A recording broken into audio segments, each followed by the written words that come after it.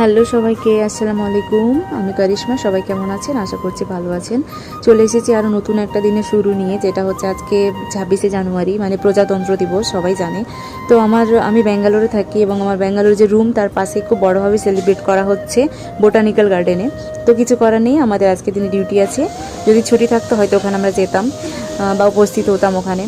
তো আমাদের আজকে ডিউটি আছে, আর আমি আমার হাজব্যান্ড দুজনে আজকে ডিউটি করব। কারণ হচ্ছে আমরা এমন একটা ইন্ডাস্ট্রি, এমন একটা প্রফেশনে কাজ করি, যেটা হচ্ছে আমাদের গভর্নমেন্ট যে ছুটিগুলো, ওগুলোতে আমাদের কাজ করতেই হয়। তো হচ্ছে তাই জন্য আমার হাজব্যান্ড সকালবেলা ঘুম থেকে উঠে ও ডিউটি চলে গেছে, এবং আমি সকালবেলা ঘুম থেকে উঠে এবার মেয়েদের যেগুলো কাজ থাকে বাড়ির টুকটাক, তো বিছানা হচ্ছে গুছিয়ে রাখা, ঘর ঝাড় দেওয়া, এগুলো আমি সব করে নিচ্ছিলাম।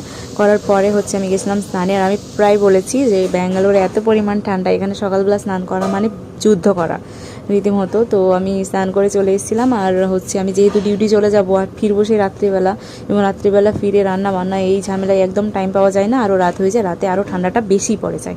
সেই জন্য রাতে যদি স্নান করা হয় তাহলে জ্বর, ঠান্ডা লাগা, কাশি কিন্তু লেগেই থাকে।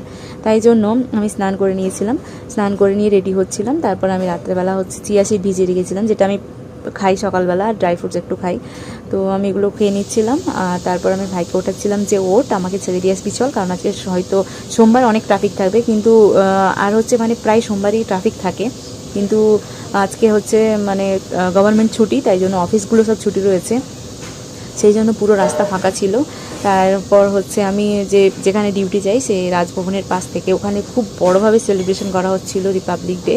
তো ওখানে খুব একটা ওদের ভাষায় লেখা ছিল, আমি যেটা একদম কানাডা ভাষা জানি না, আমি এখনও শিখিনি। তা যাই হোক, কথা বলতে বলতে আমি ডিউটি পৌঁছে গেলাম। এখন আমি ডিউটি করবো, বেরোবো সন্ধ্যেবেলা। Bye bye.